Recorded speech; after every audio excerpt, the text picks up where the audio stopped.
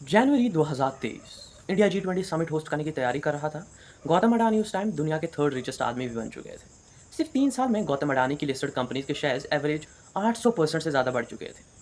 फिर 24 जनवरी 2023 को अमेरिका की एक short selling firm Hindenburg research ने एक रिपोर्ट रिलीज की। 106 पेजेस की रिपोर्ट 2 साल की इन्वेस्टिगेशन के बाद तैयार की गई थी। How the world's third richest man is pulling the largest con in corporate history. Report में सबसे बड़ा एलिगेशन था स्टॉक मैनिपुलेशन का। यानी शेयर की डिमांड नेचुरली नहीं बढ़ रही थी, बल्कि आर्टिफिशियल तरीके से बढ़ाई जा रही थी ताकि शेयर की प्राइस ज़्यादा दिखे।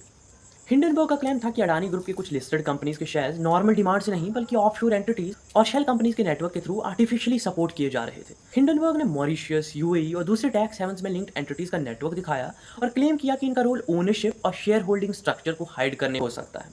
लेकिन सिर्फ एलिगेशंस ही नहीं थे। रिपोर्ट में 88 क्वेश्चंस और 700 से ज़्यादा साइटेशंस दिए गए थे। हिंडनबर्ग ने कहा कि उन्होंने फॉर्मर एग्जीक्यूटिव से बात की, मल्टीपल कंट्रीज में रिकॉर्ड्स चेक किए और ईयर्स तक एविडेंस कलेक्ट किया। अडानी ग्रुप ने 413 पेजेस का रीबटल दिया। कंपनी ने सारे एलिगेशंस को रिजेक्ट कर दिया। लेकिन कुछ ही दिनों में अडानी ग्रुप की मार्केट वैल्यू $100 बिलियन से ज़्यादा वाइप आउट हो गई। पर क्या हिंडनबर्ग की बात सच में इतनी सीरियस थी या मार्केट ओवर रिएक्ट कर रहा था? इसका जवाब ढूंढने के लिए पहले हिंडनबर्ग का ट्रैक रिकॉर्ड देखना पड़ेगा। देखिए, हिंडनबर्ग तो कोई रैंडम सोशल मीडिया अकाउंट है नहीं।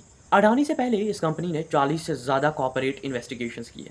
फाइनेंशियल मार्केट्स में इसका नाम खासकर इसलिए फेमस है क्योंकि इसकी रिपोर्ट्स के बाद रेगुलेटर्स ने इन्वेस्टिगेशन शुरू की, एग्जीक्यूटिव्स पर एक्शन हुआ और कंपनी के शेयर्स में हैवी डिक्लाइन देखा गया। सबसे फेमस एग्जांपल था निकोला, एक अमेरिकन इलेक्ट्रिक व्हीकल कंपनी जिसका मार्केट वैल्यू एक टाइम पर फोर्ड से भी ज़्यादा पहुंच चुका था।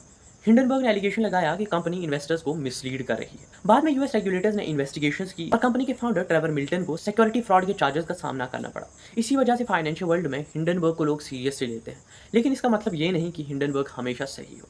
आप क्या सोचते हैं इस बारे में कमेंट्स में ज़रूर बताइएगा और अगली वीडियो किस पे चाहते हैं please let me know in the comments.